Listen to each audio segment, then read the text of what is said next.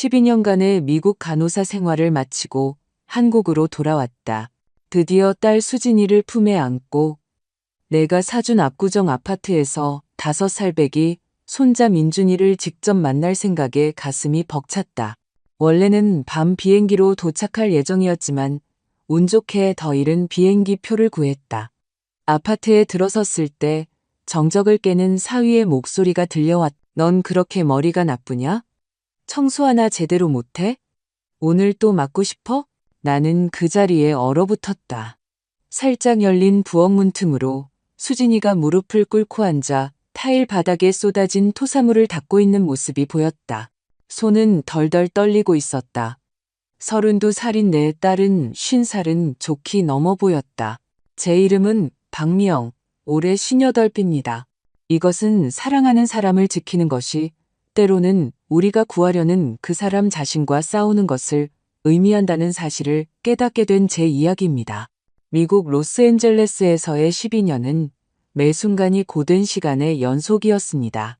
3교대로 일했고 작은 쪽방에서 살았습니다. 그 모든 것은 수진이와 민준이가 안정적인 삶을 살 수 있도록 충분한 돈을 모으기 위함이었습니다. 압구정 로데오 거리 근처의 방 3개짜리 아파트는 내가 아껴 모은 모든 것을 쏟아부은 결과물이었다. 내 딸에게 주는 선물, 언제나 안전하게 보호받을 수 있는 공간이었다. 지난 몇 주간 수진이와 나는 모든 계획을 세워두었다. 나는 밤 10시에 도착하는 대한항공 비행기를 탈 것이고 딸이 민준이와 함께 공항으로 마중 나와 오랜만에 감격적인 재회를 할 예정이었다. 하지만 운명은 다른 계획을 갖고 있었다. 로스앤젤레스 국제공항에서 더 이른 비행편을 구할 수 있었다. 인천을 경유해 김포공항에 오후 5시에 도착하는 예상보다 5시간이나 이른 시간이었다. 수진이에게 전화할까 생각했지만 깜짝 놀라게 해주고 싶었다. 일찍 도착해서 수진이가 민준이를 유치원에서 데리고 돌아왔을 때 그 기뻐하는 얼굴을 보고 싶었다. 서울의 거리는 예전과 똑같으면서도 완전히 다른 느낌이었다. 남산타워는 여전히 저 높은 곳에서 도시를 굽어보고 있었고 한강의 풍경은 여전히 아름다웠다. 하지만 도시의 기운이 뭔가 변한 것 같았다. 어쩌면 너무 오랫동안 떠나 있었던 내가 변한 것일지도 모른다. 택시는 오후 5시 15분 압구정 현대아파트 앞에 멈춰섰다. 현대적인 건축 양식, 24시간 경비, 한강이 보이는 전망 엘리베이터. 내가 항상 가족을 위해 원했던 바로 그런 안전한 곳이었다. 수진이가 미리 내 출입을 등록해 두었다. 어머님, 일찍 오셨네요. 수진 씨가 한국에 벌써 오셨다는 말씀은 없으셨는데 경비원이 말했다. 깜짝 선물이에요. 비행기를 일찍 구했거든요. 나는 설렘으로 두근거리는 가슴을 안고 미소 지었다. 엘리베이터를 탔다. 짐은 무거웠지만 마음은 가벼웠다. 내 딸을 보고 내 손자를 안아줄 것이다. 704호 아파트 문 앞에 도착해 조용히 짐을 내려놓고 디지털 도어록에 비밀번호를 눌렀다. 1207. 수진이의 생일이었다. 부드러운 클릭 소리와 함께 잠금 장치가 풀렸다. 나는 짜잔 이라고 외칠 준비를 하며 천천히 문을 밀었다. 하지만 그 말은 부엌에서 들려오는 한 남자의 목소리에 목구멍에서 죽어버렸다. 넌 그렇게 머리가 나쁘냐? 청소 하나 제대로 못해? 오늘 또 맞고 싶어? 온몸에 피가 얼어붙는 듯했다. 복도를 통해 수진이가 부엌 바닥에 무릎을 꿇고 타일에 토사물을 닦고 있는 모습이 보였다. 낡고 색이 바랜 티셔츠를 입고 머리는 되는 대로 질끈 묶은 모습이었다. 항상 꾸미기를 좋아하고 자존심 강했던 내 딸은 자기 자신의 그림자처럼 보였다. 사위인 최진혁은 맥주병을 든 채 딸을 내려다보고 있었다. 지금 치우고 있잖아. 수진이가 떨리는 목소리로 속삭였다. 조금만 더 있으면 돼. 넌 항상 조금만 더 있으면 된다고 하지. 그가 침을 뱉듯 말했다. 쓸모없는 년, 우리 엄마가 네가 얼마나 무능한지 아셨어야 하는데. 나는 복도에 마비된 듯 서 있었다. 그들은 내가 들어온 것을 듣지 못했다. 문은 조용했고 현관에는 카펫이 깔려 있었다. 갑자기 최진혁의 태도가 완전히 바뀌었다. 전자레인지 유리에 비친 누군가의 모습을 본 것이다. 그의 얼굴은 잔인한 분노에서 환한 미소로 바뀌며 내 쪽으로 돌아섰다. 어머님, 일찍 오셨네요. 그는 거짓된 열정으로 외치며 내게 달려왔다. 정말 멋진 서프라이즈예요. 수진이가 마침 어머님 돌아오신다고 대청소를 하고 있었어요. 아시잖아요. 수진이 성격. 항상 어머님께 완벽한 모습만 보여드리고 싶어 하잖아요. 수진이는 재빨리 일어나 더러운 청바지에 손을 닦았다. 그녀의 움직임은 광적이고 절박했다. 걸레를 쓰레기통 뒤로 던져 숨기려 했다. 엄마. 그녀는 눈까지는 미치지 못하는 미소를 억지로 지으며 말했다. 일찍 온다고 말 안 했잖아? 나구시에 공항으로 마중 가려고 했는데 더 좋은 연결편이 생겨서 깜짝 놀라게 해주고 싶었어. 나는 방금 본 것을 겨우 소화하며 대답했다. 수진이 다리 뒤에서 작은 아이가 나타났다. 민준이가 나를 처음으로 직접 보는 순간이었다. 커다란 갈색 눈이 호기심과 그리고 두려움처럼 보이는 무언가로 나를 쳐다보았다. 엄마. 민준이가 속삭였다. 이 할머니는 누구야? 그 말은 내 배를 강타하는 주먹 같았다. 매주 화상통화를 했음에도 불구하고 나는 아이에게 여전히 낯선 사람이었다. 나는 내 안의 폭풍에도 불구하고 부드러운 목소리로 아이의 눈높이에 맞춰 몸을 낮췄다. 안녕, 아가. 할머니야, 미영 할머니.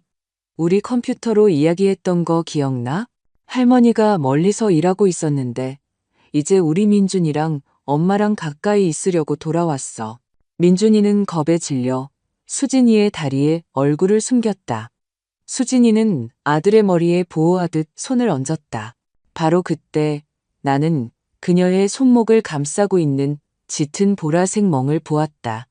하얀 피부에 선명하게 찍힌 손가락 자국이었다. 수진아, 팔에 그건 뭐니? 내가 말을 시작했지만 그녀는 재빨리 소매를 끌어내리며 지금은 안 되라고 외치는 듯한 눈빛을 보냈다. 최진혁은 거짓된 친근함으로 내 어깨를 툭 치며 눈에는 분명한 경고를 담고 있었다. 요즘 좀 덜렁대서요. 어머님. 아시잖아요. 며칠 전에 찬장문에 부딪혔다니까요. 정신없는 여자죠. 그는 공허한 웃음을 터뜨렸다. 무언가 아주 잘못되었다. 내가 떠나보냈던 자신감, 넘치던 딸은 겁먹은 동물이 되어 끊임없이 남편의 눈치를 살피며 승인을 구하고 있었다. 내 품에 달려와야 할 손자는 마치 내가 위협이라도 되는 듯 엄마 뒤에 움츠러들고 있었다. 즐거운 재회가 되어야 할 그 자리에서 한 가지 생각이 수정처럼 명확해졌다. 내 가족에게 무슨 일이 일어났는지 알아내야만 했다. 그리고 그 진실은 내가 상상할 수 있는 것보다 훨씬 더 끔찍할 것이라는 불길한 예감이 들었다. 소주 냄새를 풍기는 것으로 보아 다른 일이었던 것 같지만 어쨌든 최진혁은 사업 미팅을 위해 밖으로 나갔다. 민준이는 낮잠을 자고 있었고 그의 압도적인 존재가 사라진 아파트는 다르게 느껴졌다. 수진이는 거실 소파에 앉아 멍하니 자신의 손을 내려다보고 있었다. 남산타워가 보이는 창문으로 들어오는 오후의 햇살에 멍 자국은 더욱 선명하게 보였다. 팔뿐만 아니라 손목 주변의 손가락 자국, 목에 사라져가는 누런 멍까지. 수진아. 나는 그녀 옆에 앉으며 부드럽게 말했다. 이 멍들 엄마한테 말해줘. 찬장문이라고는 하지 말고 내가 널 키웠어. 넌 내가 아는 아이 중에 가장 조심성 있는 아이였어. 그녀는 방어적으로 팔짱을 끼며 움츠러들었다. 아무것도 아니야, 엄마. 그냥 바보 같은 사고였어. 요즘 너무 피곤해서 좀 멍해. 그녀의 목소리는 떨렸고 내 시선을 피했다. 이 사람은 일요일마다 나와 정치 토론을 벌이던 자신감 넘치던 내 딸이 아니었다. 건축학과에서 과대표를 맡았던 그 수진이가 아니었다. 나는 그녀의 손을 부드럽게 잡았다. 이수진. 어릴 때처럼 그녀의 이름을 전부 불렀다. 네가 태어난 날 내가 무슨 약속했는지 기억나? 언제나 널 지켜주겠다고. 그 약속은 유효기간이 없어. 댐이 무너졌다. 하지만 내가 예상했던 방식은 아니었다. 그녀의 눈은 눈물로 가득 찼다. 하지만 그것은 분노의 눈물이었다. 나를 향한 나를 지켜줘?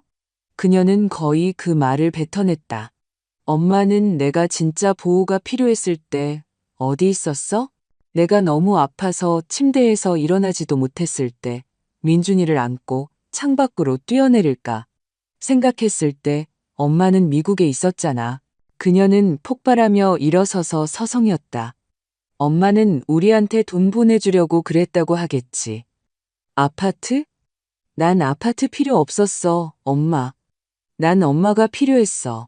내가 정신병원에 있을 때 의사들이 내가 나 자신과 민준이에게 위험한 존재라고 했을 때 난 우리 엄마가 필요했다고. 세상이 무너지는 것 같았다. 입원했었다고? 왜 나한테 말 안 했어? 말했어. 그녀는 눈물을 흘리며 소리쳤다. 내가 울면서 전화해서 돌아와 달라고 애원했잖아. 근데 엄마는 일 그만둘 수 없다고 아파트 살 돈 거의 다 모았다고 했잖아. 기억나? 5년 전에 기억이 기차처럼 나를 덮쳤다. 수진이가 공황 상태로 전화해 나쁜 생각이 든다고 했었다. 나는 맙소사. 나는 그저 호르몬 때문일 거라고. 곧 괜찮아질 거라고. 아파트 계약을 마치려면 6개월만 더 일해야 한다고 말했었다. 엄마가 그 전화를 끊었을 때 수진이는 목이 메어 말을 이었다.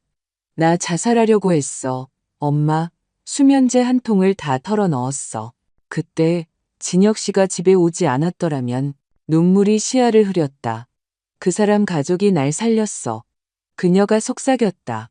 그 사람 어머니 김 여사님이 여기 석 달 동안 머물면서 나랑 민준이를 돌봐주셨어. 아버님인 최 사장님은 서울에서 제일 좋은 정신과 의사 비용을 다 내주셨고, 형제들은 번갈아 가며 장을 봐주고 민준이를 소아과에 데려다 줬어. 전부 다. 수진아, 난 그 정도로 심각한 줄 몰랐어. 왜 몰랐는지 알아? 그녀는 붉어진 눈으로 나를 쏘아보았다. 엄마는 나보다 돈에 더 관심이 많았으니까. 압구정에 아파트 사는 것에 자기 딸 인생에 함께하는 것보다 더 관심이 많았으니까. 우리 사이에 침묵이 무겁게 내려앉았다. 최 씨 집안 사람들은 엄마가 했어야 할 일을 나한테 해줬어. 수진이가 이제는 좀 더 차분해져 눈물을 닦으며 말했다. 그러니, 그래, 내가 그들을 돕고, 청소하고, 요리하고, 그들 집을 돌봐주는 건 그들이 나한테 해준 모든 것에 비하면 내가 할 수 있는 최소한의 일이야. 하지만 그 멍들은 수진아, 나 원래 덜렁대잖아, 엄마. 그녀는 목소리가 차가워지며 말을 끊었다. 그리고 설령 아니더라도 엄마가 상관할 바 아니야. 엄마는 내 인생 최악의 순간에 날 버렸을 때 내 인생에 대해 왈가왈부할 권리를 잃었어. 그녀는 자기 방으로 들어가 문을 닫아버렸고 나는 죄책감의 무게와 함께 거실에 홀로 남겨졌다. 나는 내 딸을 구하러 돌아왔지만 딸의 머릿속에서 나는 이 이야기의 악당이라는 것을 알게 되었다. 그 후 며칠은 고통의 시간이었다. 수진이는 거의 나와 말을 섞지 않았다. 말을 할 때도 예의 바른 냉담함이 묻어났다. 반면 최진혁은 지나치게 친근했다. 항상 미소를 띠고 커피를 권하고 그와 그의 가족이 어떻게 수진이를 구했는지에 대한 이야기를 늘어놓았다.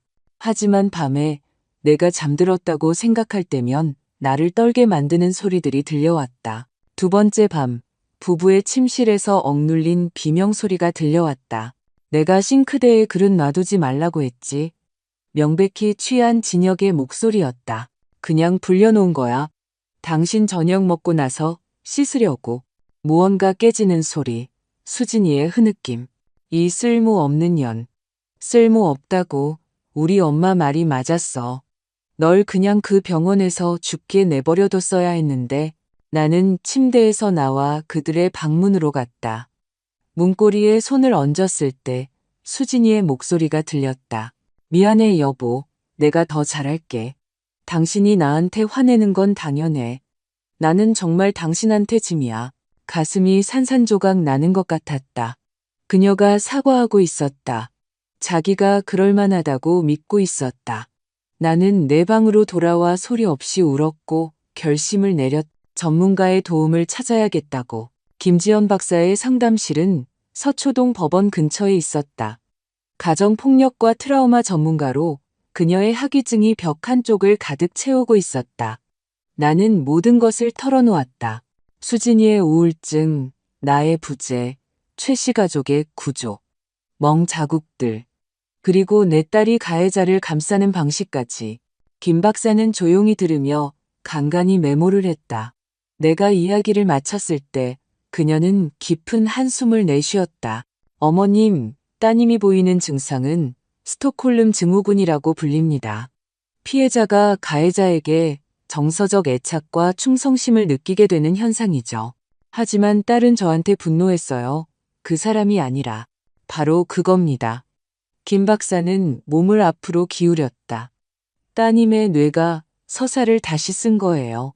따님의 버전에서는 어머님이 자신을 버렸고 최 씨 가족이 자신을 구했죠. 그러므로 충성심은 어머님이 아니라 그들에게 향해야 하는 겁니다. 그게 실제로 일어나는 일인가요? 장기간의 학대, 특히 피해자가 극도로 취약한 시점에 학대가 시작된 경우에 매우 흔하게 나타납니다. 이렇게 생각해 보세요. 사막에서 목말라 죽어가는 사람이 있다고 상상해 보세요. 누군가 물을 가지고 나타나면 그 사람은 영원히 감사할 겁니다. 나중에 그 물을 가져온 사람이 애초에 자신을 사막에 버려둔 사람이었다는 걸 알게 되더라도 말이죠. 그 비유는 정통으로 나를 때렸다. 수진 씨의 경우 심리학자가 말을 이었다. 최 씨 가족은 의도적으로 갚을 수 없는 감정적 빚을 만들어낸 겁니다. 그들은 선의로 도운 게 아니라 그녀에 대한 권력을 갖기 위해 도운 거죠. 어떻게 딸을 이 상황에서 빼낼 수 있을까요? 김 박사는 천천히 고개를 저었다. 단순하지 않습니다. 수진 씨를 직접적으로 대면하면 그녀는 어머님을 인생에서 밀어낼 겁니다. 경찰에 신고하면 그녀는 멍자국은 사고였다고 말할 것이고 어머님은 그녀를 도울 모든 기회를 잃게 될 겁니다. 그럼 전 뭘 해야 하죠?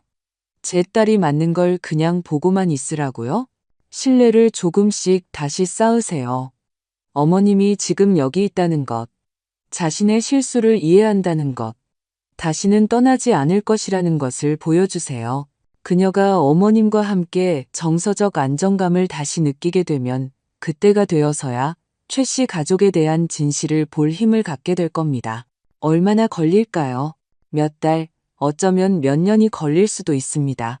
하지만 지름길은 없습니다. 어머님, 따님은 심리적 감옥에 갇혀 있고 그 감옥의 열쇠는 어머님 손이 아니라 따님 머릿속에 있습니다. 나는 목에 무언가 걸린 듯한 기분으로 상담실을 나왔지만 동시에 계획이 생겼다. 심리학자가 시킨 대로 할 것이다. 내 딸과의 다리를 다시 놓을 것이다. 벽돌 하나하나 평생이 걸리더라도 나는 김 박사의 조언을 철저히 따랐다. 멍자국에 대해 수진이를 추궁하는 것을 멈췄다. 최진혁에 대해 묻는 것도 그만두었다. 대신 작은 것부터 시작했다. 수진아, 네가 좋아하던 김치찌개 끓이려고 하는데 도와줄래? 처음 며칠은 거절했지만 나는 끈질기게 다가갔다. 수진아, 저기 타일에 금이 갔네. 사람 불러서 고쳐도 될까? 민준이가 네가 어릴 때 보던 만화 보고 싶어 하는데 같이 볼 수 있게 다운받아 줄 수 있을까? 조금씩, 아주 조금씩 장벽이 낮아지기 시작했다. 어느 날 오후 민준이가 내게 동화책을 읽어달라고 했다. 처음 있는 일이었다. 수진이는 부엌에 있다가 그 소리를 들었다. 아무 말도 하지 않았지만 그녀의 눈에 눈물이 고이는 것을 보았다. 또 한 번은 토요일에 돼지고기, 김치찜을 준비했다. 냄새가 아파트에 가득 찼다. 수진이가 부엌에 나타나 냄새를 들이마셨다. 외할머니 레시피야? 그녀는 돌아가신 내 어머니를 언급하며 조용히 물었다. 똑같아. 너 이거 얼마나 좋아했는지 기억나? 몇 주 만에 처음으로 그녀가 미소를 지었다. 진심 어린 미소였다. 맛봐도 돼? 물론이지, 딸. 우리는 부엌 식탁에 마주 앉아 함께 먹었다. 민준이는 한 그릇을 뚝딱 해치웠다. 최진혁은 그의 약속 중 하나 때문에 밖에 있었. 엄마. 수진이가 갑자기 접시를 보며 말했다. 나 그날 엄마한테 너무 심하게 말했어. 아니야, 수진아. 내 말이 맞았어. 네가 가장 필요로 할 때 내가 여기 없었잖아. 하지만 엄마는 우리한테 더 나은 삶을 주려고 일하고 있었잖아. 그게 변명이 될 순 없어. 네가 그런 일을 겪고 있을 때 널 혼자 둔 건 어떤 이유로도 정당화될 수 없어. 나는 그녀의 손을 잡았다. 진심으로 미안하다, 딸아. 내가 크게 잘못했어. 그녀는 눈물을 흘리며 내 손을 다시 꽉 잡았다. 돌아와줘서 고마워. 그녀가 속삭였다. 그것이 재회의 시작이었지만 정서적 재회가 학대가 멈췄다는 것을 의미하지는 않았다. 그리고 그 후 몇 달 동안 나는 평생 짊어지고 가야 할 끔찍한 일들을 목격해야만 했다. 목요일 밤이었다. 최진혁은 밤 11시에 만취해서 집에 돌아왔다. 수진이는 그의 저녁 식사를 오븐에 데워두었다. 나는 그가 부엌으로 들어가는 소리를 들었다. 침묵. 그리고 수진아. 이리 와봐. 그녀는 거실에서 달려갔다. 나는 조용히 뒤를 따라가 들을 수는 있지만 보이지 않는 복도에 섰다. 이게 뭐야? 그의 목소리는 위험할 정도로 차분했다. 당신 저녁이야, 여보. 당신이 좋아하는 닭볶음탕. 식었지만 오븐에 데워뒀어. 정말이야. 날 죽이려고 작정했어? 차가운 음식을 먹여서 병들게 하려고? 진혁 씨, 아니야. 나는 바닥에 접시가 깨지는 소리. 수진이는 억눌린 비명을 질렀다. 혀로 핥아서 치워. 피가 끓어올랐다. 부엌으로 들어가려 했지만 김 박사의 조언이 떠올랐다. 지금 대면하면 모든 것을 잃는다. 나는 무력한 분노로 떨며 마비된 채 서서 내 딸이 애원하는 소리를 들었다. 진혁 씨, 제발 민준이 깨겠어. 치워. 침묵. 그리고 평생 잊으려고 노력해야 할 소리들. 내 딸이 바닥에서 깨진 음식을 치우는 소리. 최진혁이 마침내 방으로 들어갔을 때 나는 여전히 부엌 바닥에 앉아 조각들에 둘러싸여 조용히 울고 있는 수진이를 발견했다. 나는 아무 말 없이 그녀 옆에 몸을 낮추고 조각들을 줍기 시작했다. 엄마, 그녀가 속삭였다. 아무한테도 말하지 마, 제발. 만약 누가 알게 되면 내가 정신병자라는 걸 증명해서 민준이를 뺏어갈 거라고 했어. 난 내 아들을 잃을 수 없어, 엄마. 내 아들을 잃는 것만 빼면 뭐든지 견딜 수 있어. 나는 그녀가 우는 동안 부엌 바닥에서 그녀를 껴안았고 계획을 세우기 시작했다. 그때 처음으로 변호사를 찾아갔다. 강민아 변호사는 서초동에 사무실이 있었고 법원 건물이 내다보였다. 나는 모든 것을 이야기했다. 그녀는 귀에 깊게 들었다. 어머님, 이것은 스톡홀름 증후군을 동반한 복잡한 심리적 학대 사건입니다. 하지만 법적으로 조치를 취하려면 수진 씨가 도움을 원해야 합니다. 그리고 어머님 설명으로는 아직 그 단계에 이르지 않은 것 같네요. 그럼 아무것도 할 수 없나요? 할 수 있습니다. 모든 것을 기록하기 시작하세요. 날짜, 시간, 들은 것, 본 것. 그녀가 허락한다면 멍 자국 사진을 찍으세요. 대화를 녹음하려고 노력하세요. 서류철을 만드세요. 딸이 알게 되면요? 위험이 따릅니다. 하지만 그녀가 마침내 도움을 요청할 때, 그리고 그녀는 요청할 겁니다. 어머님, 그들은 결국 항상 요청하거든요. 어머님은 증거를 준비해두고 있게 될 겁니다. 나는 사명감을 가지고 그곳을 나왔다. 아주 작은 녹음기를 샀다. 거실 책장에 숨겨두고 모든 것을 녹음했다. 첫 번째 유용한 녹음은 금요일에 나왔다. 최진혁은 늦게 취해서 엘리베이터에서부터 소리를 지르며 들어왔다. 최진혁, 내 마누라 어디 갔어? 이수진, 수진, 나 여기 있어, 여보. 저녁 먹었어? 최진혁, 밖에서 먹었어. 네가 만든 건 개밥만도 못하니까. 네 음식은 내가 평생 먹어본 것 중에 최악이야. 수진, 미안해. 내일은 당신이 더 좋아하는 걸로 만들어줄게. 최진혁, 내일? 네가 내일을 맞을 자격이 있다고 생각해? 네가 계속 내 집에 살 자격이 있다고 생각하냐고? 수진, 진혁 씨, 그렇게 말하지 마. 엄마가 들을 수도 있어. 최진혁, 내 엄마? 널 버리고 간 그 늙은 여자? 그 여자는 너보다 더해. 넌 적어도 미쳤다는 핑계라도 있지. 그 여자는 그냥 자기 딸 돌보는 것보다 미국 가서 돈 버는 걸 택한 싸구려야. 수진의 우는 소리. 최진혁, 울어. 실컷 울어. 내 꼴처럼 실패자같이 울라고. 우리 가족 아니었으면 넌 죽었어. 죽었다고. 넌 나한테 목숨 빚진 거야. 알겠어? 수진 흐느끼며. 알아. 미안해.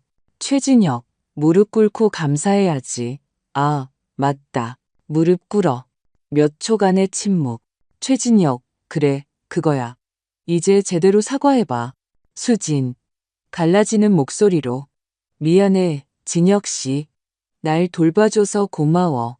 날 죽게 내버려두지 않아서 고마워. 최진혁, 그래야지. 이제 들어가자. 그리고 내일 이 집 제대로 청소해. 알았어? 우리 엄마 오시는데 지저분한 꼴 보이기 싫으니까. 나는 나중에 내 방에서 혼자 그 녹음을 들으며 소리 없이 울었다. 내 딸이 무릎을 꿇고 가해자에게 감사하고 있었다. 그 주는 가장 힘든 한 주였다.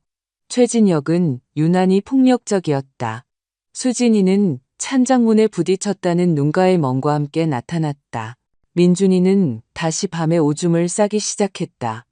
전형적인 아동 트라우마의 퇴행 현상이었다. 그리고 나는 육체적으로, 감정적으로, 정신적으로 완전히 지쳐 있었다. 화요일 밤 미국에 있는 친구에게 전화했다. 전화기 너머로 울었다. 미영아, 그냥 돌아와. 구원받고 싶어 하지 않는 사람은 구할 수 없어. 진지하게 포기할까 생각했다. 여권을 챙겨 미국으로 돌아가 수진이가 아무리 고통스럽더라도 스스로 선택하게 내버려 둘까. 비행기 표를 알아보고 있을 때 민준이가 내 방으로 들어왔다. 할머니, 갈 거야? 나는 아이의 눈높이에 맞춰 몸을 낮췄다. 왜 그렇게 물어, 아가? 할머니 슬퍼 보여. 엄마가 슬퍼하면 아빠가 가버려야 한다고 말해. 가슴이 조여왔다. 할머니는 안 가, 민준아. 절대, 약속할게. 아이는 작고 겁에 질린 채 나를 꽉 껴안았다. 그 순간 나는 결심했다. 머물 것이다. 싸울 것이다. 몇 년이 걸리더라도, 내가 망가지더라도 이 작은 아이에게는 자신을 포기하지 않는 누군가가 필요했기 때문이다. 그 일은 목요일 새벽 3시에 일어났다. 내 방문을 미친 듯이 두드리는 소리에 잠이 깼다. 문을 열자 입술이 터져 피를 흘리고 눈이 빠르게 부어오르는 수진이가 서 있었다. 엄마. 그녀가 흐느꼈다. 도와줘. 더는 못 견디겠어. 나는 그녀를 안으로 끌어들여 조용히 문을 닫았다. 민준이는 자고 있었고 최진혁은 부부 침실에서 만취해 기절한 듯했다. 떨면서 수진이는 내게 말했다.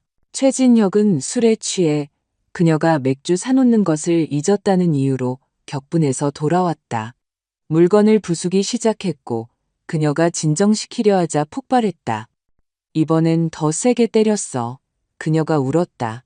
그리고 민준이가 깼어. 민준이가 봤어. 엄마. 내 아들이 내가 맞는 걸 봤다고. 나는 딸이 무너져 내리는 동안 품에 안았다. 더는 못 견디겠어. 그녀가 마침내 인정했다. 나는 그동안 계속 나 자신에게 거짓말을 해왔어. 내가 그럴만하다고, 감사함 때문이라고. 나를 해치는 사람에게 구원받았다는 사실이 당신 말이 맞았다는 것. 내가 학대당하고 있었다는 것을 인정하는 것보다 나았기 때문에 거짓말을 했어. 수진아, 넌 그럴 필요. 말해야겠어. 엄마, 그냥 말하게 해줘. 그녀는 심호흡을 했다. 엄마가 미국에서 돌아와서 무슨 일이 일어나고 있는지 보여주려고 했을 때 난 엄마를 공격했어. 내가 괴물과 결혼했다는 것. 나를 구해준 가족이 나를 노예로 만들고 있었다는 것을 받아들이는 것보다 엄마 탓을 하는 게 더 쉬웠으니까. 중요한 건 네가 이제 본다는 거야. 보여. 마침내 보여. 그녀는 겁에 질린 아이 같은 눈으로 나를 바라보았다. 하지만 어떻게 빠져나가야 할지 모르겠어. 엄마, 너무 무서워. 뭐가 무서운데, 딸아. 그들이 협박한 대로 할까봐 온몸에 피가 차갑게 식었다. 무슨 협박? 그녀는 침을 삼켰다. 내가 떠나려고 하거나 신고하면 내가 무능한 엄마라는 걸 증명하겠다고 했어. 내 정신과 기록을 나한테 불리하게 사용하고 민준이를 데려가겠다고. 다음 날 아침 나는 수진이를 강남의 한 종합병원 응급실로 데려갔다. 상처를 기록하고 사진을 찍고 상세한 진단서를 받았다. 모든 것을 문서화했다. 그리고 곧장 강민아 변호사 사무실로 가서 모든 것을 이야기했다. 변호사는 메모를 하며 들었다. 수진 씨, 정말 이걸 할 준비가 되셨나요? 추잡해질 겁니다. 그들은 더럽게 싸울 거예요. 알아요. 하지만 제 아들이 엄마가 쓰레기 취급당하는 걸 보면서 자라게 할 수는 없어요. 여자를 그렇게 대하는 게 당연하다고 배우면 어떤 남자가 되겠어요? 강 변호사가 미소 지었다. 그럼 전쟁을 시작하죠. 하지만 전략적으로 움직여야 합니다. 그녀는 노트북을 열고 계획을 짜기 시작했다. 1단계, 앞으로 2주간 계속 증거를 수집합니다. 녹음하고 사진 찍고 증인을 확보하세요. 2단계 접근 금지 명령을 신청합니다. 3단계 동시에 이혼 소송을 제기합니다. 4단계 그들이 민준이를 데려가려 하면 가정폭력 증거로 맞섭니다. 아파트는요? 내가 물었다. 최진혁 이름으로 명의를 이전했다고 하던데요. 강 변호사는 내가 가져온 서류를 확인했다. 이건 위조입니다. 어머님 서명이 위조됐어요. 박미영 어머님. 이 서류에 서명했다고 되어 있는 날짜에 어머님은 미국에 계셨어요. 여권 출입국 도장이 그걸 증명합니다. 그럼 범죄를 저질렀다는 건가요?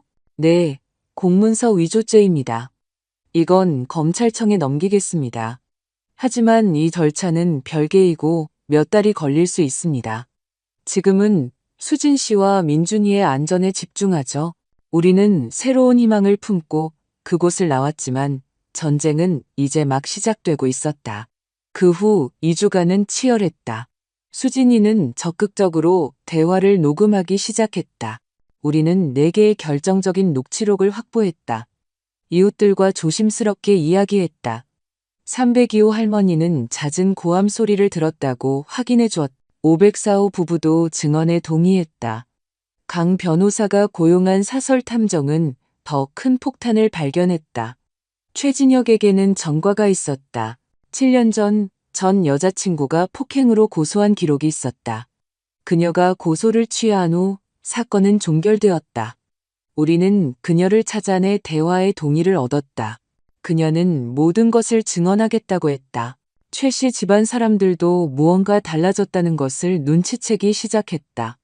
수진이는 더 자신감 있어 보였고 대꾸가 줄었으며 눈에 생기가 돌았다.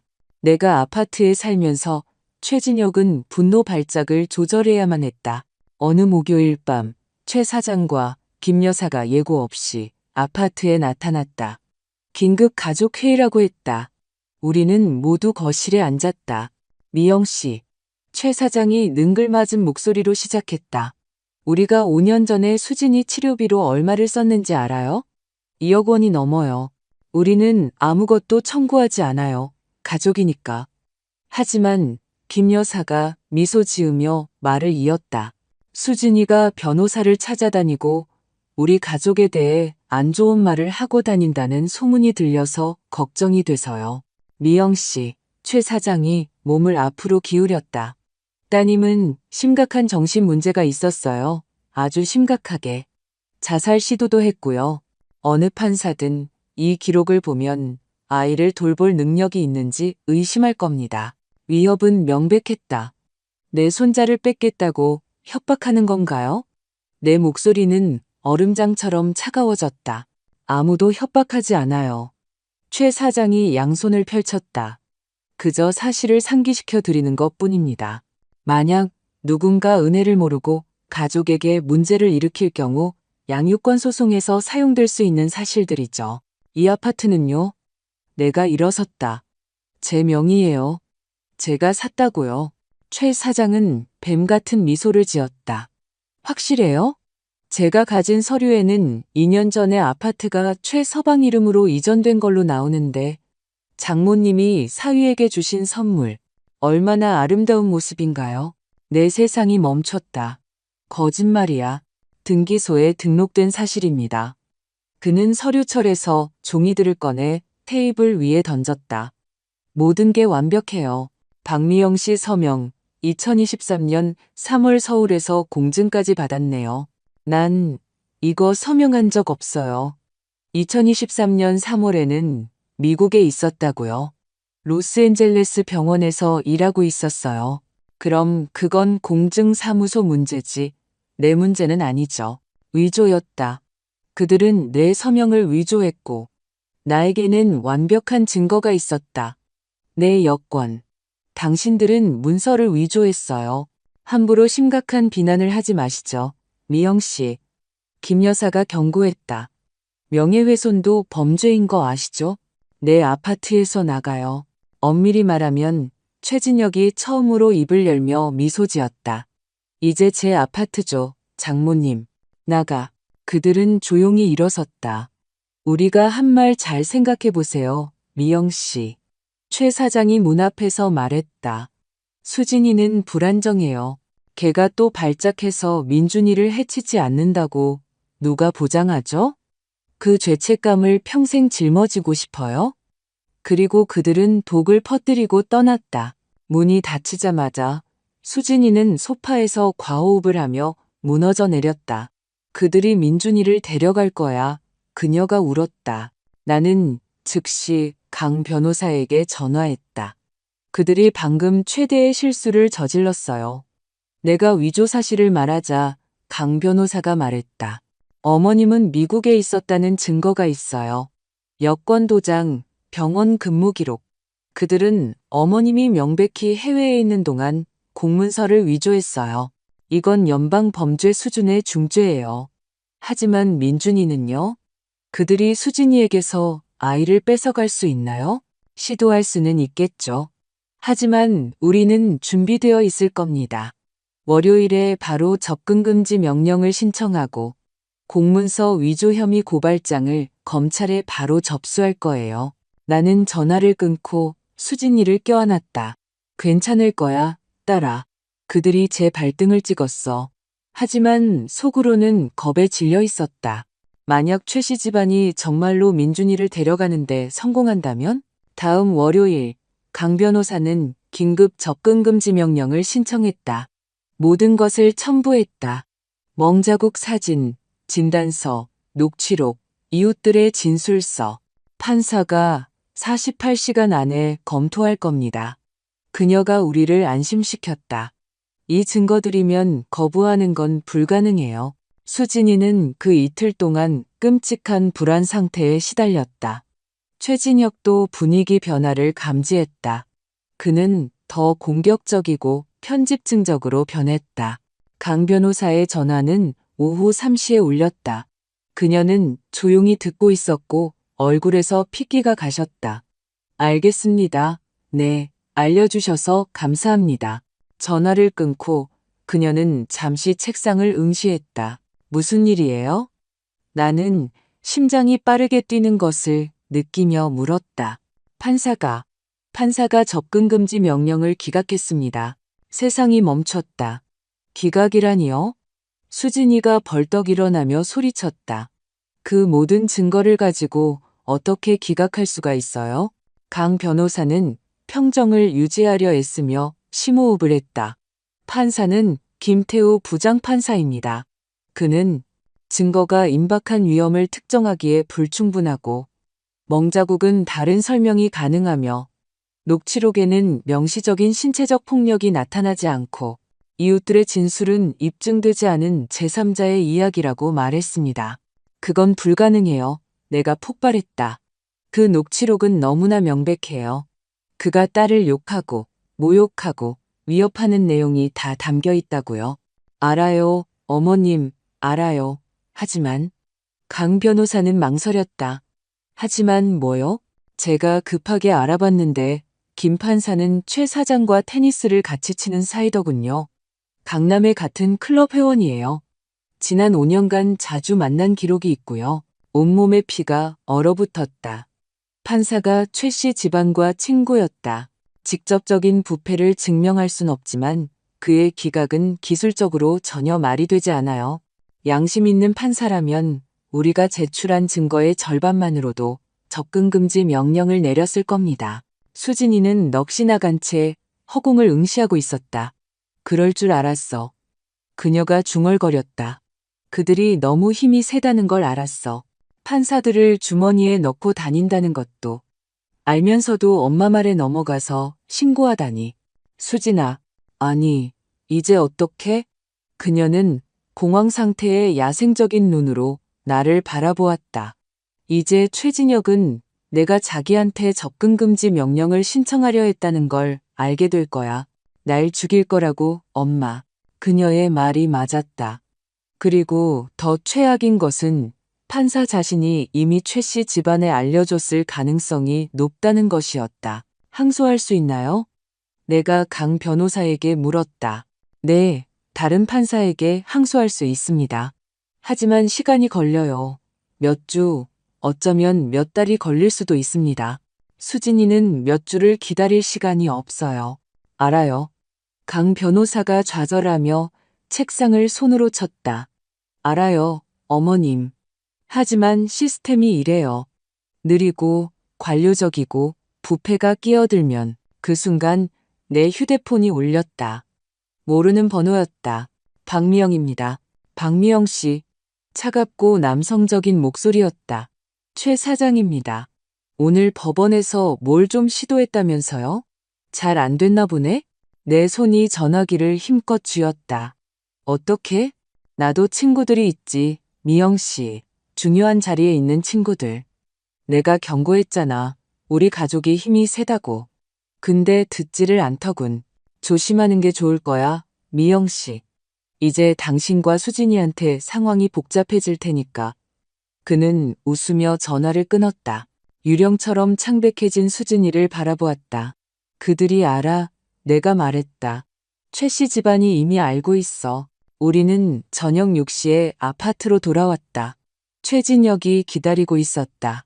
수진이가 디지털 도어록으로 문을 열자마자 그는 그녀의 팔을 잡아 안으로 끌어당겼다. 내가 모를 줄 알았어? 그가 씩씩거렸다. 접근금지? 나한테 접근금지를 걸어? 진혁 씨, 놔줘. 그는 그녀가 고통에 찬 비명을 지를 정도로 팔을 세게 쥐었다. 넌 내 여자야. 내 거라고. 내가 널 정신병원에서 구해줬는데 감히 법으로 날 엿먹이려고 해? 내가 끼어들려 했다. 그 애 놔줘. 그는 나를 밀쳤다. 나는 바닥에 넘어지며 벽에 등을 부딪혔다. 민준이가 방에서 울기 시작했다. 엄마, 할머니. 최진혁은 수진이를 복도를 지나 그들의 침실로 끌고 갔다. 나는 간신히 일어나 뒤쫓아갔지만 그는 내 얼굴 앞에서 문을 쾅 닫고 안에서 잠가버렸다. 소리가 들려왔다. 수진이의 비명.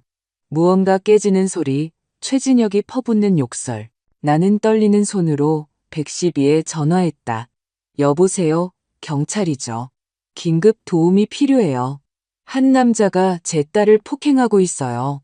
주소를 알려주자 순찰차가 출동 중이라고 했다. 민준이가 울면서 내 잠옷을 붙잡고 방에서 나왔다. 할머니, 무슨 일이야? 이리 와, 아가. 나는 아이를 품에 안고 끔찍한 소리들로부터 멀리 떨어진 부엌으로 데려갔다. 여기 있자, 괜찮아. 비명은 사이렌 소리가 들릴 때까지 5분 더 계속되었다. 경찰이 침실문을 부수고 들어갔다. 코에서 피를 흘리고 입술이 터지고 셔츠가 찢어진 채 바닥에 쓰러져 있는 수진이를 발견했다. 최진혁은 그녀 위에 서서 여전히 소리치고 있었다. 넌 내 거야? 아무도 널 나한테서 뺏어갈 수 없어. 경찰들이 그를 제압하고 수갑을 채웠다. 끌려가면서 그는 수진이에게 소리쳤다. 이게 끝이 아니야. 우리 아버지가 널 박살낼 거야. 네 아들 뺏어갈 거라고. 넌 모든 걸 잃게 될 거야. 수진이는 병원에서 4시간을 보냈다. 코뼈 골절, 갈비뼈 3개 균열, 온몸에 타박상. 병원 측은 의무적으로 신고해야 했다. 가정폭력방지법은 신고를 의무화하고 있었다. 형사가 그녀의 진술을 받으러 왔다. 이수진 씨, 남편을 정식으로 고소하시겠습니까? 그녀는 나를 보고 의자에 잠든 민준이를 보았다. 네, 그녀는 고통에도 불구하고 단호한 목소리로 말했다. 그 사람이 구속되길 원해요. 자기가 한 짓에 대한 대가를 치르길 원해요. 형사는 서류를 작성했다. 구속영장을 신청하겠습니다. 이 정도 상해와 현행범 체포라면 판사도 쉽게 기각하지 못할 겁니다. 하지만 나는 불길한 예감이 들었다. 최진혁은 구속적 부심 심사를 받으러 갔다. 수진이가 병원에서 나갈 수 없는 상황이었기에 내가 가족을 대표해 참석했다. 강 변호사가 내 옆을 지켰다. 판사는 김태호 판사, 우리의 접근 금지 명령을 기각했던 바로 그 사람이었다. 강 변호사가 주장했다. 재판장님, 피고인은 아내를 잔인하게 폭행하다 현행범으로 체포되었습니다. 피해자는 코뼈와 갈비뼈, 골절로 입원 중입니다. 그가 풀려날 경우 명백하고 심각한 위험이 존재합니다.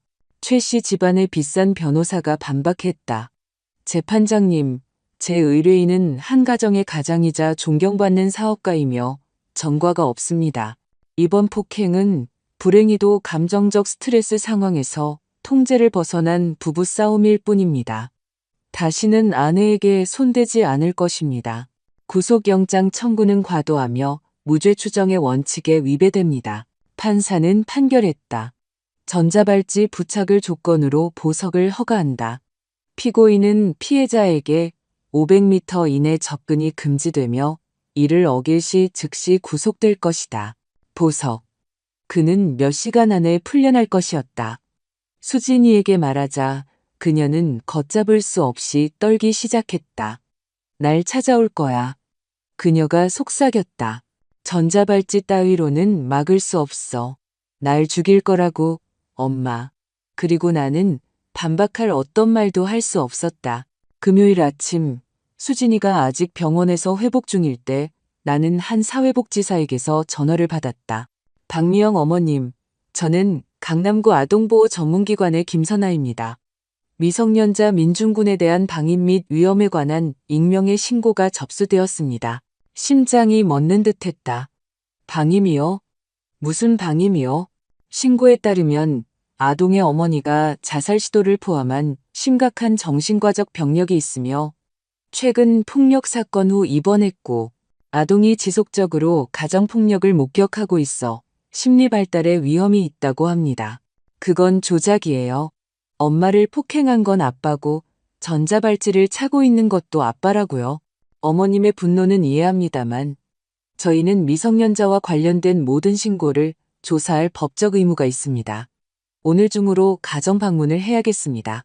전화를 끊고 즉시 강 변호사에게 전화했다. 그들이 아동보호 전문기관에 신고했어요. 민준이를 뺏으려고 해요. 진정하세요. 어머님, 예상했던 일입니다. 피해자를 공격하기 위해 시스템을 이용하는 것이 그들의 수법이죠. 제가 법적 대리인으로 방문에 동행하겠습니다. 오후 2시 김선아 씨가 심리학자, 공무원과 함께 아파트에 도착했다. 강 변호사도 몇 분 뒤 도착했다. 그들은 민준이를 따로 면담하고 아파트 상태를 점검하고 진단서를 분석하고 일과 식사, 학교에 대해 질문했다. 이 자국들은 설명해 주실 수 있나요? 심리학자가 이틀 전 최진혁의 폭행으로 생긴 복도벽에 주먹 자국을 가리켰다. 아이 아빠가 제 딸을 잔인하게 폭행했을 때 생긴 겁니다. 나는 분노를 억누르며 설명했다. 사건 기록도 있고 가해자는 전자발찌를 차고 보석으로 풀려난 상태입니다. 그들은 모든 것을 꼼꼼하게 기록했다. 이 시간 후 김선아 씨가 우리를 따로 불렀다. 솔직하게 말씀드리겠습니다. 제가 개인적으로 본 바로는 어떤 방임도 없었습니다. 아파트는 깨끗하고 정돈되어 있고 아이는 잘 먹고 잘 돌봄받고 학교도 규칙적으로 다니고 있습니다. 하지만 내 속이 타들어갔다. 하지만 아동보호 전문기관에 엄격한 규정이 있습니다. 신고 내용에 어머니의 심각한 정신과적 병력, 특히 자살 시도와 최근의 가정폭력이 포함되고 아이가 폭행을 목격했을 경우 저희는 법적으로 상황이 안정될 때까지 일시적인 분리보호를 고려해야 합니다. 분리보호요? 내가 폭발했다. 안전한 집에서 내 손자를 데려다가 보호시설에 넣겠다고요? 반드시 시설은 아닙니다. 가까운 친척과 함께 있을 수도 있습니다. 아버지 쪽 가족이 서울에 있나요? 아버지 쪽 가족은 강 변호사가 단호하게 끼어들었다. 이번 익명신고의 명백한 배우입니다. 아이를 그들에게 보내는 것은 아이를 직접적인 위험에 노출시키고 폭력의 순환을 영속시키는 것입니다. 그리고 박미영 어머님은 외할머니시지만 법적 양육권이 확립되어 있지 않습니다. 기술적으로 이런 경우 규정상 저희는 법적 권리가 있는 북의 친척에게 우선권을 주도록 되어 있습니다. 발밑에 땅이 꺼지는 것 같았다. 내 손자를 최 씨 집안에 넘기겠다고요. 나는 경악하며 속삭였다. 그 말을 하고 있는 건가요? 김선아 씨는 내 시선을 피했다. 월요일 아침에 가정법원 판사님께 사건을 넘겨 결정을 받겠습니다. 그때까지 민준이는 박미영 어머님의 임시보호 하에 있지만 상황이 매우 미묘하니 훌륭한 가사 전문 변호사를 선임하시길 강력히 권고합니다. 그들이 떠나자 나는 소파에 주저앉았다. 그들이 이길 거야. 나는 중얼거렸다. 최 씨 집안이 이길 거라고 민준이를 데려갈 거야. 강 변호사가 내 앞에 무릎을 꿇고 내 손을 잡았다. 어머님, 제 말 들으세요. 제가 그렇게 두지 않을 겁니다. 월요일 아침 심리가 열리기 전에 어머님 이름으로 긴급 임시 양육권 소송을 제기할 거예요. 최 씨 집안의 폭력에 대한 모든 증거, 녹취록, 진단서, 진술서, 최진혁의 전 여자친구 사건 기록까지 전부 제출할 겁니다. 그 가족이 얼마나 유독한지 반박할 수 없게 보여줄 거예요. 만약 판사가 또 김태우 판사면요? 만약 그렇다면 정식으로 기피 신청을 할 겁니다. 최 사장과의 친분을 증명하는 서류 증거를 제출할 거예요. 그가 스스로 기피하지 않으면 공정하고 양심 있는 판사를 만날 때까지 즉시 항소할 겁니다. 얼마나 걸리죠? 그녀는 망설였다. 항소가 이어진다면 몇 주, 어쩌면 몇 달이 걸릴 수도 있습니다. 그동안 민준이는 최 씨 집안과 함께 있는 거고요. 침묵. 바로 그것이 일어날 일이었다. 수진이는 토요일 오후에 퇴원했다. 여전히 얼굴이 부어있고 갈비뼈 골절 때문에 극도로 조심스럽게 움직이며 아파트로 돌아왔다. 민준이는 그녀가 들어서자마자 달려갔다. 엄마, 돌아왔구나. 그녀는 고통에 신음하며 천천히 무릎을 꿇었지만 절박하게 아들을 껴안았다. 엄마는 항상 우리 아가한테 돌아오지. 밤에 민준이를 재우고 수진이와 나는 거실에서 이야기했다. 엄마, 아동보호전문기관이 정말 여기 왔었어? 나는 모든 것을 이야기했다. 익명의 신고, 조사, 월요일로 잡힌 심리, 민준이를 뺏길 실제 가능성. 그녀는 울지 않았다. 눈물을 넘어선 상태였다. 그들이 그럴 줄 알았어. 그녀는 완전히 생기 없는 목소리로 말했다. 처음부터 내가 경고했잖아. 내 정신과 기록을 나한테 불리하게 이용할 거라고. 내 아들을 뺏어갈 힘이 있다고. 수지나 강 변호사가 모든 걸 걸고 싸울 거야. 그들하고 싸워봤자 소용없어, 엄마. 그녀는 고통을 무시하고 일어서며 목소리를 높였다. 그들은 시스템 전체를 쥐고 있어. 판사, 경찰, 사회복지사까지 내 아들을 뺏어갈 거고 우리가 막을 방법은 아무것도 없어. 그렇게 말하지 마.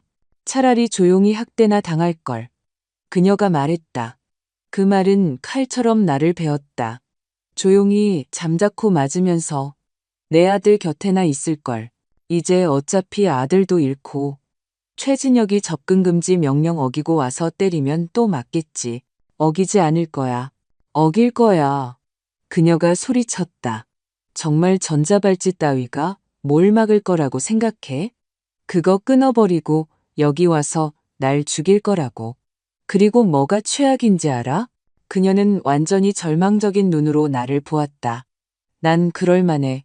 우리 같은 가난한 사람들을 위해 정의가 존재한다고, 시스템이 필요한 사람을 보호해준다고 믿을 만큼 어리석고 순진했으니까.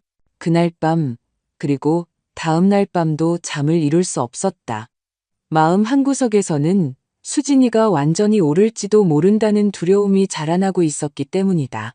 월요일 아침 9시 우리는 민준이의 임시 양육권을 논의하기 위해 서초동 가정법원에 심리가 잡혀 있었다. 강 변호사가 두꺼운 서류철 2개를 들고 문 앞에서 우리를 만났다. 중요한 걸 하나 얻었어요. 그녀가 말했다.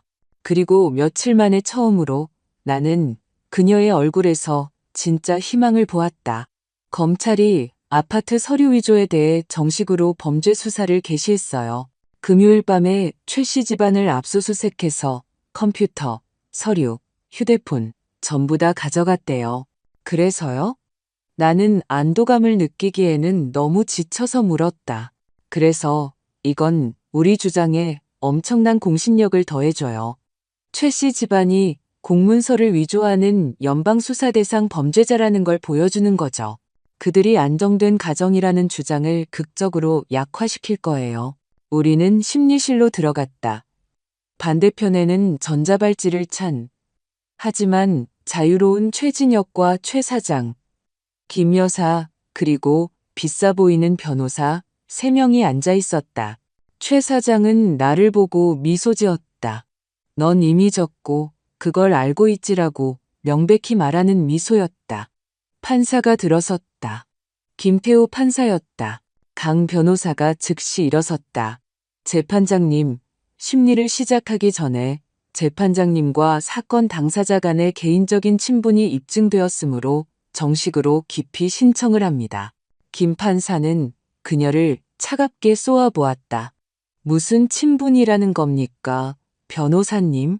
재판장님께서는 강남의 모 클럽에서 최 사장과 정기적으로 테니스를 치십니다. 지난 5년간 수십 차례의 사교 모임 기록이 문서로 확인되었으며 여기에는 저녁 식사와 가족 행사도 포함됩니다. 심리실이 웅성거렸다. 김 판사의 얼굴이 눈에 띄게 붉어졌다. 변호사님, 제가 개인적으로 합법적인 친분을 맺는다는 사실이 제 공정한 재판을 방해하지는 않습니다.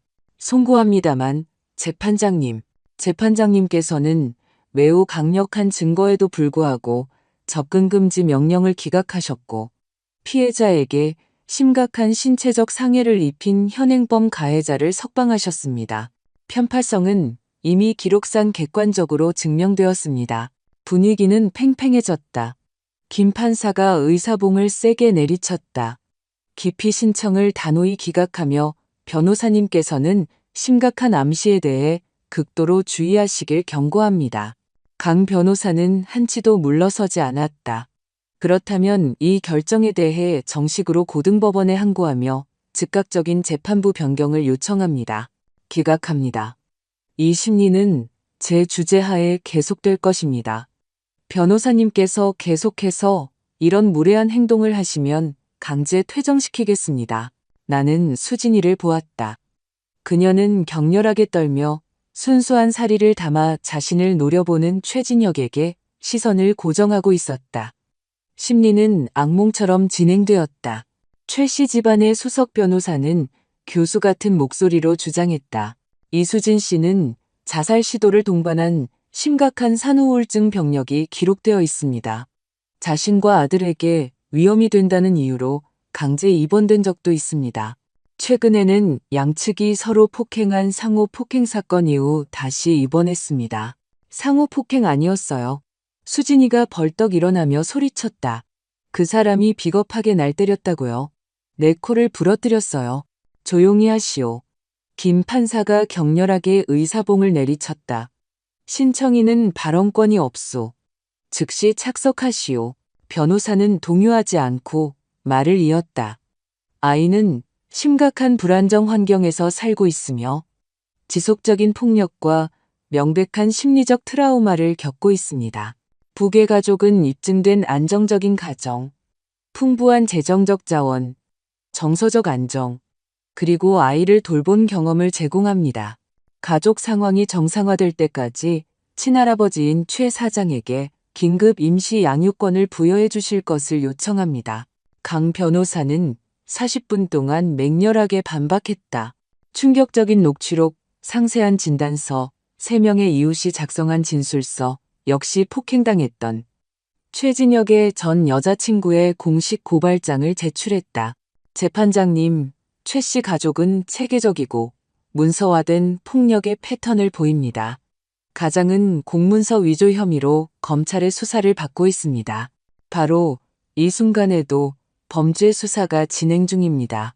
이 무고한 아이를 그들에게 넘기는 것은 아이를 직접적인 위험에 빠뜨리고 학대의 순환을 영속시키는 것입니다. 김 판사는 그녀의 말을 계속해서 끊었다. 증거의 절반을 의심스러운 절차적 기술을 이유로 무효화했다. 검찰 수사는 예비 단계이며 전혀 결론이 나지 않았다고 말했다. 이웃들의 진술은 증거 가치가 없는 주관적인 인상이라고 일축했다. 최종 결정의 순간이 왔을 때 나는 이미 그 결과가 어떨지 확실히 알고 있었다. 어머니의 심각하고 문서화된 정신과적 병력, 현재 가정에 입증된 심각한 불안정성, 아동이 목격한 다수의 최근 폭력 사건, 그리고 오직 미성년자의 최상의 이익을 고려하여 친할아버지인 최 사장에게 최초 60일간의 긴급 임시 양육권을 부여한다. 이 기간이 끝나면 상황을 공식적으로 재평가할 것이다. 수진이는 완전히 무너져 내렸다. 안 돼요. 안 돼. 제발 제 아들한테 이러시면 안 돼요. 그녀는 최 씨 집안이 있는 곳으로 필사적으로 달려가려 했지만 법정 경위 2명이 그녀를 제지했다. 민준아, 내 아들, 내 아가. 나는 마비된 듯한 충격에 얼어붙어 상처 입은 동물처럼 울부짖으며 제지당하는 내 딸을 보고 있었다. 최 사장은 조용히 일어나 비싼 양복을 매만지고 나를 향해 직접 미소 지으며 지나가면서 조용히 말했다. 내가 말했지. 당신들은 모든 걸 잃게 될 거라고, 박미영 씨. 다음 날 오전 10시 정각, 사회복지사 김선아 씨가 2명의 공무원과 함께 민준이를 데리러 왔다. 수진이는 심하게 진정제를 맞은 상태였다. 어젯밤부터 걷잡을 수 없는 심각한 공황 발작 상태에 있었기 때문에 의사가 강력한 진정제를 투여해야만 했다. 나는 민준이에게 혼자 설명해야 했다. 아가, 할아버지 최 사장님 댁에서 며칠 지내게 될 거야. 왜? 나 가기 싫어. 엄마랑 할머니랑 여기 있고 싶어. 알아, 내 사랑. 나도 네가 있었으면 좋겠어. 하지만 판사님이 가야 한대. 며칠만이야, 약속할게. 엄마도 같이 가? 나는 대답할 수 없었다. 걷잡을 수 없이 눈물이 흘렀다. 할머니, 왜 울어? 내가 뭐 잘못했어? 아니야, 내 사랑. 넌 아무 잘못도 안 했어. 이 중에 내 탓은 하나도 없어. 김선아 씨는 친절하고 전문적이었지만 단호했다. 결국 아이를 관용차에 태웠을 때 옷가지와 장난감 3개가 든 작은 배낭을 맨 아이는 창밖으로 필사적으로 외쳤다. 엄마, 할머니 돌아와 놔두고 가지마. 나는 문을 닫고 복도 바닥에 그대로 주저앉았다. 수진이가 약에 취해 비틀거리며 거실에서 나타났지만 방금 무슨 일이 일어났는지 이해할 만큼은 의식이 있었다. 데려갔어? 그녀가 말했다. 질문이 아니라 세상의 종말을 확인하는 말이었다. 데려갔구나. 그녀는 내 옆바닥에 앉아 벽에 머리를 기댔고 우리는 그렇게 완전히 망가진 두 여자로서 우리의 안식처가 되어야 했던 아파트의 텅 빈 복도에서 서로 껴안고 울었다. 그 후 한 달은 말 그대로 내 인생 최악의 시간이었다. 수진이는 심각한 임상적 우울증에 빠졌다. 걸어다니는 좀비 같았고 고형식은 전혀 먹지 못했으며 말도 거의 하지 않았다. 하루 종일 누워서 눈도 깜빡이지 않고 천장을 응시했다. 나는 모든 약, 모든 부엌칼, 가위 등 그녀가 자해에 사용할 수 있는 모든 것을 꼼꼼하게 숨겨야 했다. 어느 날 밤 3시경 나는 7층 베란다 난간에 서서 아래 거리를 내려다보는 그녀를 발견했다. 수진아, 당장 거기서 내려와. 왜? 엄마? 내 아들 없이 살아서 뭐해? 민준이 되찾을 거니까 약속할게. 그녀는 웃었다. 영혼이 전혀 없는 기계적인 웃음이었다. 우리가? 대체 어떻게? 판사는 부패한 게 증명됐고 최 씨 집안은 돈이 무한하고 나는 이제 공식적으로 위험한 정신병자 엄마야. 법원 공식 기록에 그렇게 남았다고. 나는 법적으로 미쳤기 때문에 아들을 잃은 거야. 넌 미치지 않았어. 대한민국 공식 시스템은 내가 그렇대. 그리고 솔직히 사람들이 누굴 믿을 것 같아? 나? 아니면 시스템? 나 역시 빠르게 한계에 다다르고 있었다. 강 변호사는 법적으로 지칠 줄 모르고 계속 싸웠다. 항소, 긴급 재심 요청, 대법원 진정. 하지만 모든 것이 체계적으로 막혔다. 김 판사가 가로막았다. 법원은 항소를 검토하는 데 몇 달이 걸렸고 그동안 민준이는 최 씨 집안에 갇혀 있었다. 그들은 일주일에 단 1시간. 항상 그들의 저택에서 김 여사가 한마디 한마디를 감시하는 가운데 감독하에 면회를 허용했다. 면회는 순전히 계산된 심리적 고문이었다. 민준이는 필사적으로 울며 집으로 돌아가게 해달라고 애원했다. 엄마, 왜 나 안 데려가? 내가 말 안 들었어? 엄마 화나게 했어? 아니야, 내 예쁜 아가. 넌 아무 잘못도 안 했어. 그럼 왜 집에 못 가? 수진이는 차마 대답할 수 없었다. 면회가 끝나면 완전히 정신적으로 파괴되어 다시 약을 먹어야 했다. 5번째 주에 나는 정말로 모든 것을 포기할 뻔했다. 수진이가 유리 조각으로 손목을 그으려 했다. 제때 막을 수 있었지만 그녀 자신의 생명을 보호하기 위해 72시간 동안 정신병원에 강제 입원시켜야만 했다. 최 씨 집안이 그들의 정보원을 통해 이 사실을 알게 되자 그들은 즉시 이것을 우리에게 무자비하게 이용했다. 보십시오, 재판장님. 그들의 변호사가 판사에게 긴급 청원서에서 주장했다. 어머니는 자살 시도를 동반한 심각한 정신병적 발작 상태에 있습니다. 명백히 아이를 돌볼 최소한의 조건도 갖추지 못했습니다. 양육권 연장을 요청합니다. 강 변호사는 필사적으로 싸웠다. 아들을 폭력적으로 빼앗겼기 때문에 깊은 위기 상태에 있는 겁니다. 사랑하는 엄마라면 누구나 보일 수 있는 정상적이고 예상 가능한 심리적 반응입니다. 하지만 아무 소용없었다. 김 판사는 최 씨 집안의 임시 양육권을 60일 더 연장했다. 강 변호사가 울면서 소식을 전했을 때 나는 완전히 무너져 내렸다. 미국에 있는 친구에게 전화해 걷잡을 수 없이 흐느꼈다. 미영아, 넌 인간적으로 할 수 있는 모든 걸 다 했어. 어쩌면 이제 고통스럽게 받아들여야 할 때인지도 몰라. 범죄적인 학대자들이 이겼다는 걸. 한국의 시스템이 너무 망가졌다는 걸. 어떤 싸움은 보통 사람들은 그냥 이길 수 없다는 걸. 나는 몇 시간 동안 텅 빈 아파트의 하얀 벽을 응시했다. 정신병원에 입원한 수진이도 없고 최 씨 집안에 있는 민준이도 없이 완전히 혼자였다. 돌아온 이후 처음으로 진지하고 구체적으로 생각했다. 어쩌면 정말로 미국으로 완전히 돌아가야 할지도 모른다고. 이 악몽을 뒤로하고 다시 시작해야 한다고. 대한항공 웹사이트를 열어 돌아가는 비행기 표를 알아보고 있을 때 휴대폰이 울렸다. 강 변호사였다. 어머님, 지금 당장 사무실로 와주셔야겠어요. 정말 엄청난 일이 일어났어요. 뭔데요? 검찰이 위조 수사를 종결했는데 단순한 서류 위조보다 훨씬 더 많은 걸 발견했어요. 나는 강 변호사 사무실로 달려갔다. 그녀는 검찰청의 박 검사와 함께 있었다. 박미영 어머님. 그가 심각하게 시작했다. 저희가 처음에 어머님 아파트 등기 위조를 수사하면서 우연히 훨씬 더 크고 심각한 범죄 조직을 발견했습니다. 그는 노트북을 열어 정리된 디지털 파일들을 보여주기 시작했다. 최 사장은 단순히 어머님 서류 하나만 위조한 게 아닙니다. 그는 체계적인 범죄 조직을 운영해왔습니다.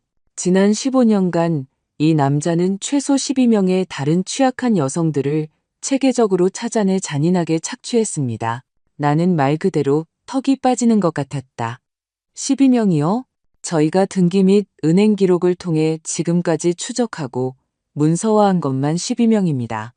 아직 확인하지 못한 피해자가 더 있을 수도 있습니다. 패턴은 항상 소름 끼치도록 동일합니다. 극도로 취약한 상황에 놓인 여성, 심각한 우울증, 약물 중독, 최근의 사별, 중병. 그의 세 아들 중 하나가 낭만적으로 접근합니다. 온 가족이 재정적, 정서적 지원으로 그녀를 구해줍니다. 완전한 심리적 의존성을 만듭니다. 그리고 나서 체계적으로 서류를 위조해 재산과 부동산을 훔칩니다. 그는 화면에 다른 여성들의 사진을 보여주었다. 모두 수진이가 가졌던 것과 똑같이 완전히 부서진 표정을 하고 있었다. 왜 아무도 전에 신고하지 않았죠? 몇몇이 용감하게 신고를 시도했습니다. 직접적인 살해 위협, 강압적인 금전 합의, 명예훼손을 통한 남용적인 소송을 통해 잔인하게 침묵당했습니다. 한 여성은 신고를 시도한 후 정신병원에 6개월간 강제 입원당했습니다. 그리고 한 명은 그는 눈에 띄게 망설였다. 한 명은 흔적도 없이 사라졌습니다. 최 사장의 첫 번째 법적 아내인 김미숙 씨는 2008년 4월에 심각한 가정폭력으로 정식 고소장을 제출했습니다. 2달 뒤인 6월에 완전히 사라졌습니다. 다시는 발견되거나 목격되지 않았고 사건은 자발적 실종으로 종결되었습니다. 등골이 오싹해졌다. 그가 공식적으로 아직 아무것도 단정할 수 없습니다. 하지만 저희는 이 사건을 살인 혐의로 정식 재수사에 착수했습니다. 그리고 저희가 최 씨 집안의 범죄 수법에 대해 발견한 모든 것을 고려할 때 솔직히 더 이상 놀랄 일도 없습니다. 이게 우리 사건에 구체적으로 어떤 의미가 있죠? 강 변호사가 몇 주 만에 처음으로 미소 지었다. 내일 아침 6시에 저희는 최 사장에 대해 조직범죄, 상습사기, 살인 혐의로 구속영장을 청구하고 집행할 겁니다. 그리고 민준이가 그와 함께 있을 경우 실제적이고 임박한 생명의 위협에 처해 있다고 법적으로 주장할 겁니다. 김 판사가 또 기각하겠죠. 언제나처럼? 아닙니다. 검사가 단호하게 끼어들었다. 이제 수사는 검찰청 소관입니다. 구속영장 심사는 지방법원 김 판사가 아닌 서울중앙지방법원 판사가 맡게 될 겁니다. 그리고 이미 사건을 맡게 될 판사와 사전 협의를 마쳤습니다. 그녀는 가정폭력, 부패, 취약계층 대상 범죄에 대해 전국적으로 강경하기로 유명한 분입니다. 한 달간의 지옥 같은 시간 속에서 처음으로 나는 진짜 희망이 돌아오는 것을 느꼈다. 정확히 언제죠? 작전은 내일 수요일 오전 6시 정각으로 예정되어 있습니다. 검찰은 그들의 저택과 최 사장의 회사에 대한 압수수색 영장을 동시에 집행하고 최 사장, 김 여사, 최진혁을 구속할 겁니다. 그리고 만약 민준이가 어떤 위험이나 비정상적인 상황에서 발견되면 즉시 국가 보호하에 데려올 겁니다. 새벽 5시 45분 무장한 검찰 수사관 23명이 평창동에 있는 최 씨 집안의 저택을 완전히 포위했다. 강 변호사는 판사의 특별 허가를 받아 긴급 퇴원한 수진이와 내가 현장에 동행할 수 있도록 했다. 우리는 50m 떨어진 관용차 안에서 모든 것을 지켜보았다. 오전 6시 정각. 수사관들이 정문을 부수고 전술 대형으로 진입했다. 5분 후 최 사장이 수갑을 찬 채 끌려 나오며 미친 듯이 소리쳤다. 이건 말도 안 되는 공권력 남용이야. 여기 있는 놈들 전부 다 고소할 거야. 너희들 누굴 건드리는지 몰라. 김 여사도 공식적으로 체포되었다. 수사 결과 그의 모든 계획에 적극적으로 공모한 사실이 드러났다. 최진혁은 부지 뒤편으로 필사적으로 도망치려 했지만 수사관들에게 저지당하고 격렬하게 수갑이 채워졌다. 그리고 그때 한 수사관이 조심스럽게 집에서 나오며 민준이를 품에 안고 있는 것을 보았다. 민준아. 수진이가 차에서 뛰쳐나가며 소리쳤다. 수사관이 우리 쪽으로 걸어왔다. 친어머니 되십니까? 네, 저예요. 그는 조심스럽게 민준이를 수진이에게 건넸다. 민준이는 경련하듯 울며 필사적으로 그녀에게 매달렸다. 엄마, 나 너무 무서웠어. 할아버지가 소리 지르고 물건 부쉈어. 그리고 할머니는 엄마가 이제 나 안원해서 다시는 안 데리러 올 거라고 했어. 수진이는 주체할 수 없이 울면서 엄청난 힘으로 아이를 껴안았다. 엄마는 항상 널 데리러 갈 거야. 내 사랑, 항상. 이 세상 무엇도 그걸 막을 수 없어. 나는 울면서 동시에 두 사람을 껴안았다. 한 달간의 지옥 같은 시간 끝에 내 손자가 마침내 돌아왔다. 최 씨 집안의 형사재판은 만원인 서울중앙지방법원에서 열렸다. 전국 언론, 여성인권운동가, 변호사, 그리고 그들이 체계적으로 착취했던 12명의 피해자들이 모두 참석했다. 범죄 혐의는 충격적이었다. 최 사장, 조직범죄, 12건의 특수사기, 23건의 공문서 위조, 소송 중 협박, 살인 혐의, 검찰 구형, 징역 32년. 김 여사, 위 모든 범죄의 공범, 조직범죄 공동정범, 구형, 징역 22년. 최진혁, 특수가정폭력, 중상해, 협박, 심리적 감금, 사기, 구형, 징역 18년. 수진이는 이 시간 동안 증언해야 했다. 모든 것을 공개적으로 다시 겪는 것은 극도로 힘들었지만 그녀는 단호하고 명확했다. 그들은 저를 우울증에서 구해준 게 아닙니다. 그들은 제가 제 인생에서 가장 취약한 순간에 의도적으로 저를 사냥했습니다. 저를 완전히 통제하기 위해 체계적이고 계산적으로 저를 심리적으로 무너뜨렸습니다. 제 존엄성, 제 집, 제 자존감을 훔쳤고 그 과정에서 제 아들까지 영원히 훔쳐갈 뻔했습니다. 다른 11명의 피해자들도 3일 동안 끔찍한 이야기를 증언했고 법정의 사람들은 공개적으로 울었다. 배심원단은 이틀간의 수계 끝에 판결을 내렸다. 유죄. 강혜란 판사는 최종 형량을 선고했다. 최 사장, 징역 30년. 김 여사, 징역 20년. 최진혁, 징역 17년. 또한 최 씨 가족의 모든 동산 및 부동산의 몰수를 명했다. 재산은 경매에 붙여져 수익금은 12명의 피해자들에게 물질적, 정신적 피해에 대한 배상금으로 균등하게 분배될 것이었다. 수진이는 내 손을 힘껏 쥐었다. 끝났어. 그녀가 눈물을 흘리며 속삭였다. 마침내 끝났어. 압구정 아파트는 위조무효 판결 후 공식적으로 내 이름으로 돌아왔다. 몰수된 최 씨 집안 재산의 경매는 총 114억 원의 수익을 냈고 12명의 피해자들은 각각 약 9억 5천만 원의 배상금을 받았다. 수진이는 돈의 상당 부분을 작지만 중요한 사회 프로젝트를 시작하는 데 사용했다. 혜란의 집, 우리를 결정적으로 도와준 판사의 이름을 딴 곳이었다. 학대적인 관계에서 벗어나는 여성들에게 무료 심리 상담, 법률 지원, 임시 쉼터를 제공하는 공간이었다. 하지만 수진이 자신은 여전히 매일 싸우고 있었다. 일주일에 3번 집중 치료를 받았고 심각한 불안과 우울증 약을 꼬박꼬박 복용했다. 좋은 날도 있었고 끔찍하게 나쁜 날도 있었다.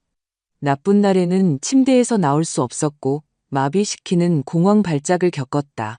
그녀는 직접 사람들을 대하는 것이 극심한 불안을 유발했기 때문에 집에서 할 수 있는 작은 건축 컨설팅 프로젝트를 원격으로 작업했다. 엄마, 나 언젠가 다시 정상이 될 수 있을까? 그녀가 심한 위기 상황에서 울며 물었다. 솔직히 모르겠어, 딸아. 나는 고통스러운 진실로 대답했다. 하지만 예전 기준의 정상이 될 필요는 없어. 넌 기능적일 필요가 있고 이미 그렇게 하고 있잖아. 모든 것에도 불구하고 네가 이미 이뤄낸 모든 것을 봐. 나는 헤란의 집에서 전일제 자원봉사자로 일한다. 그것이 우리가 겪은 모든 것을 최소한이나마 유용한 것으로 바꾸는 나의 방식이다. 민준이도 눈에 보이는 그리고 보이지 않는 상처를 안고 있었다. 이제 7살인 아이는 작고 강렬한 악몽을 꿨고 밤에 오줌을 쌌다. 버려지는 것에 대한 비정상적인 공포를 가지고 있었다. 아동 심리학자는 공식적으로 복합 외상 후 스트레스 장애를 진단했다. 어느 날 오후 나는 민준이가 거실에서 혼자 그림을 그리는 것을 발견했다. 집 그림이었는데 한 여자가 바닥에서 울고 있고 큰 남자가 소리치고 있었다. 모두 어두운 색으로 칠해져 있었다. 이게 뭐야? 내 사랑? 그는 크고 슬픈 갈색 눈으로 나를 보았다. 나쁜 최할아버지 집이야. 기억하기 싫은데 그림이 머리에서 저절로 나와. 나는 완전히 부서진 마음으로 손자를 껴안았다. 상처는 수진이에게만 있는 것이 아니었다. 그 아이에게도 깊이 새겨져 있었다. 미국에서 그 일은 비행기를 타고 돌아온 지 2년 반이 지났다. 수진이는 비교적 나아졌지만 전통적인 의미에서 치유된 것은 아니다. 그녀는 원격으로 일하고 스스로를 부양하며 아마 평생 먹어야 할 약을 먹는다. 연애는 하지 않고 관심도 없다. 하지만 이제 더 자주 미소 짓는다. 민준이와 진심으로 놀아준다. 민준이는 이제 8살이다. 똑똑하고 극도로 예민하며 다정하지만 여전히 주 1회 심리 상담을 의무적으로 받고 있다. 성인 남성을 신뢰하는데 심각한 어려움을 겪는다. 나 역시 나만의 밤에 악마들이 있다. 생생한 악몽에 새벽 3시에 자주 깬다. 수진이를 제때 구하지 못하고 민준이를 뺏겨 다시는 되찾지 못하고 최진혁이 내 앞에서 수진이를 죽이는 꿈을 반복해서 꾼다. 나를 갉아먹는 끊임없는 죄책감이 있다. 만약 내가 5년 전에 돌아왔더라면? 만약 돈 모으는데 집착하지 않았더라면? 내가 매주 보기 시작한 상담사는 내게 반복해서 말한다. 미영 씨, 과거는 절대 바꿀 수 없어요. 현재를 가지고 건설적으로 무엇을 할지 의식적으로 결정할 수 있을 뿐입니다. 그래서 나는 매일 그렇게 하려고 노력한다. 만약 당신이 여기까지 완벽하고 행복한 동화 같은 결말을 기대하며 왔다면 실망시켜드려 진심으로 죄송하다. 현실은 그렇게 작동하지 않는다. 특히 깊고 체계적인 심리적 트라우마가 관련된 경우에는 더욱 그렇다. 수진이는 다른 날 내게 깊은 말을 했다. 그것이 모든 것을 완벽하게 요약했다. 엄마, 솔직히 난 항상 행복하지는 않아. 아마 절대 그럴 수 없을 거야. 제대로 기능하지도 못할 만큼 끔찍한 날들도 있어. 하지만 난 자유로워. 그리고 눈에 보이는 상처를 가진 자유가 겉으로는 멀쩡해 보이면서 갇혀 있는 것보다 무한히 더 나아. 만약 당신이 지금 비슷한 일을 겪고 있다면, 혹은 그런 사람을 알고 있다면, 이것 하나만은 확실히 알아두길 바란다. 진정한 자유는 그 잔혹한 싸움의 매 순간을 감수할 가치가 있다. 그 자유가 엄청난 심리적 대가를 치르더라도, 영구적인 상처를 남기더라도, 완벽과는 거리가 멀더라도 말이다. 왜냐하면 체계적인 학대의 반대편에는 진짜 삶이 있기 때문이다. 영화 같은 영원히 행복하게는 아닐지라도 당신이 중요한 결정을 내리고 끊임없는 공포 속에서 살지 않는 진정으로 당신의 삶 말이다. 그리고 때로는 솔직히 그것만으로도 충분해야 한다. 우리는 살고, 살아남고, 계속 존재한다. 그리고 어떤 날들은 그것이 우리가 할 수 있는 전부이며, 그래도 괜찮다.